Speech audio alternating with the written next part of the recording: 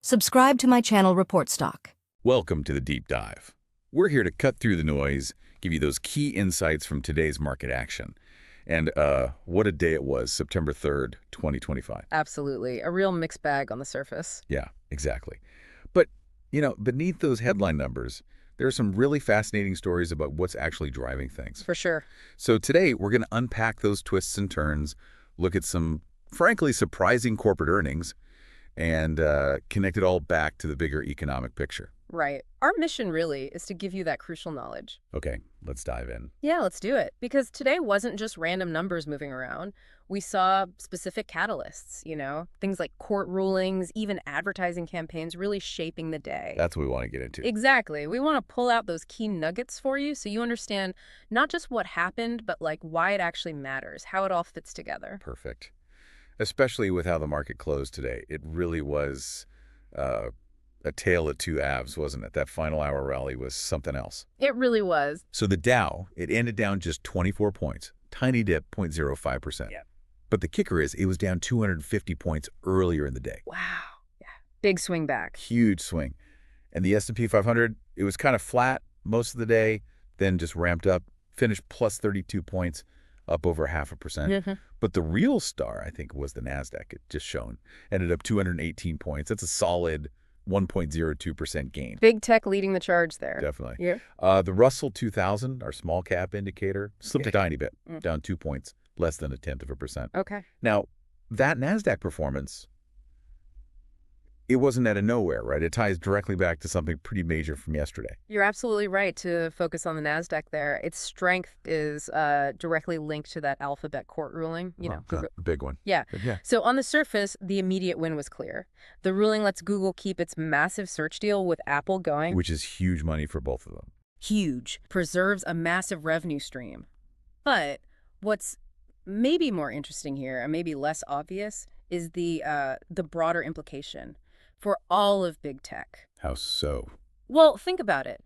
If that ruling had gone the other way, if Alphabet had been forced to, say, split off its search business, Yeah. that could have set a really dangerous precedent.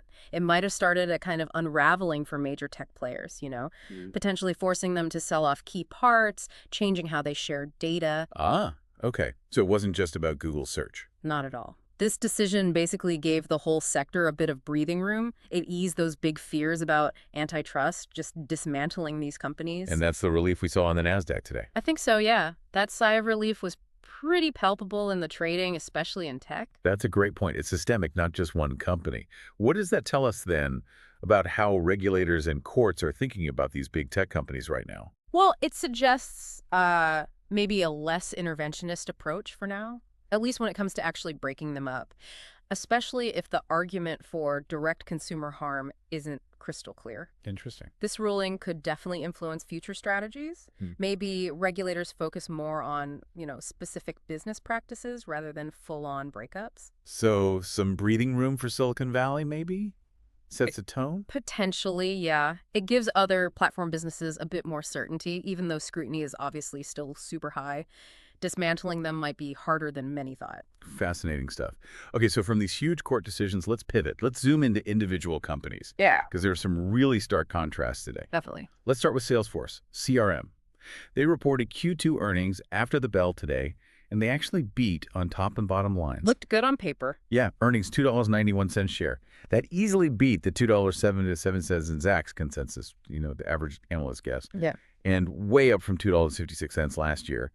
Revenues look solid too. $10.24 billion, beating the $10.13 billion expected.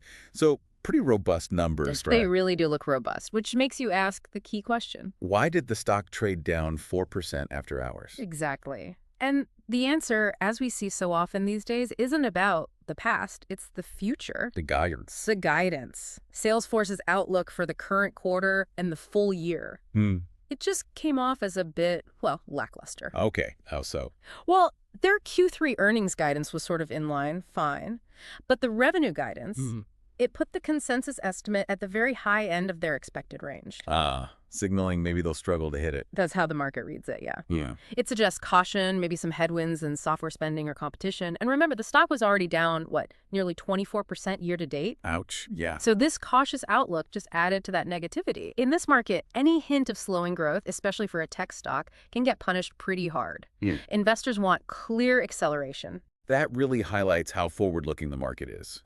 So even good current results aren't enough if the future looks even slightly cloudy. Precisely. That phrasing, very high end, just wasn't the confident growth story investors wanted to hear, especially given the stock's recent performance. Got it.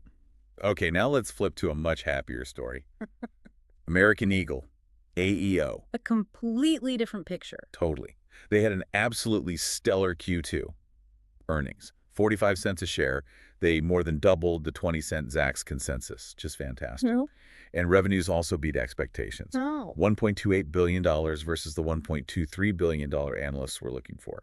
So just a great quarter all around. A real turnaround. And what's really interesting here is what drove that outperformance. Go on. It seems it was largely down to that controversial Sydney Sweeney jeans ad campaign. No kidding. The one that got people talking. That's the one. Controversial maybe, but highly successful it turns out. It clearly resonated with their audience and drove actual sales. Wow. And the market reaction.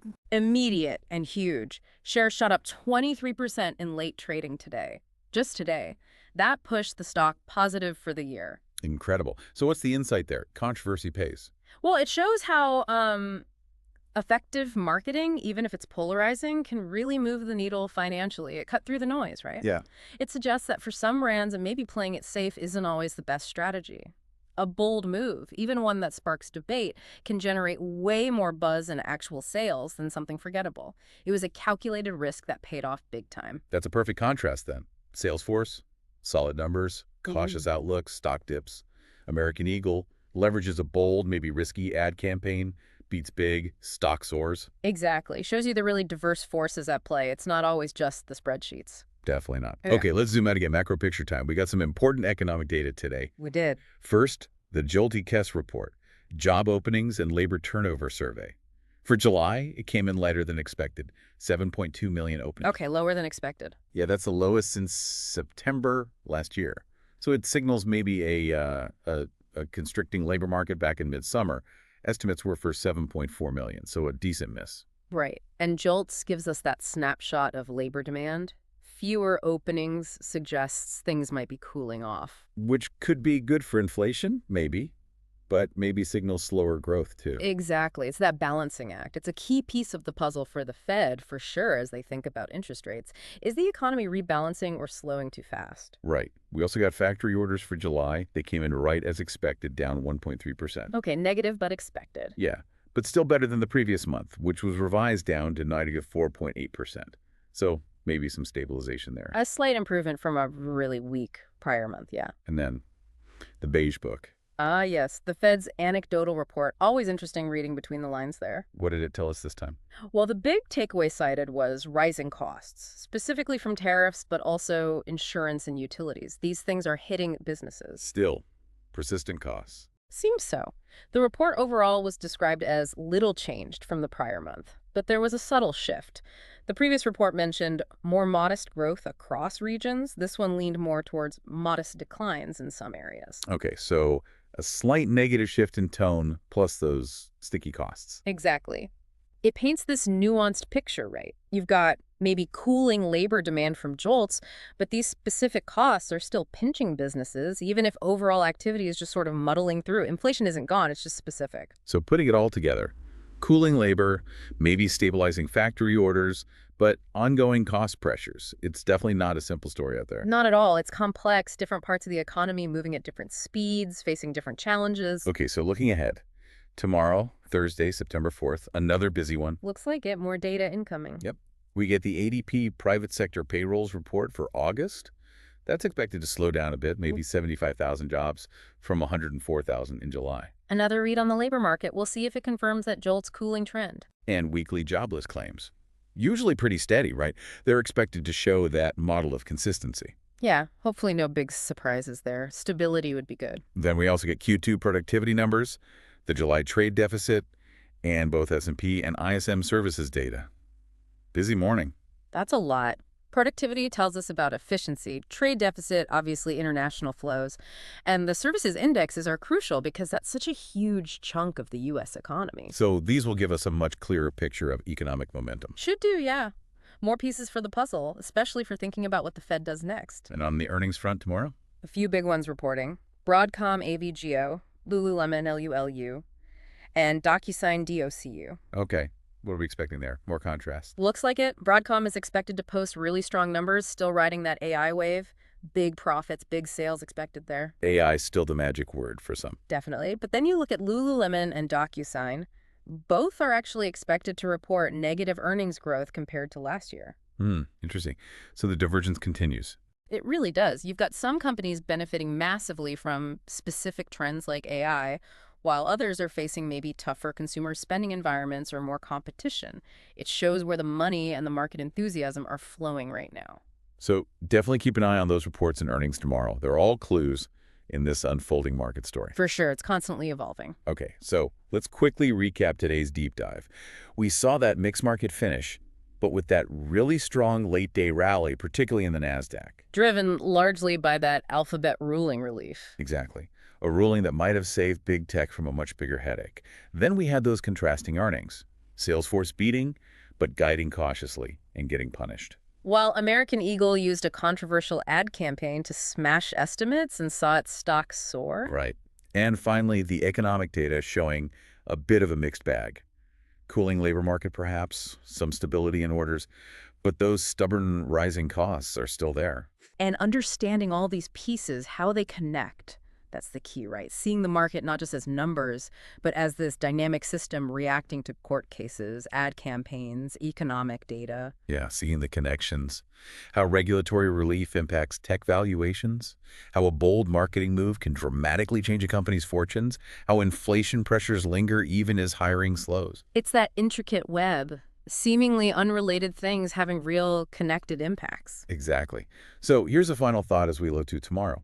In a market that can be swayed by huge court decisions and viral TikTok trends or ad campaigns, what are the next unexpected forces you think will shape things?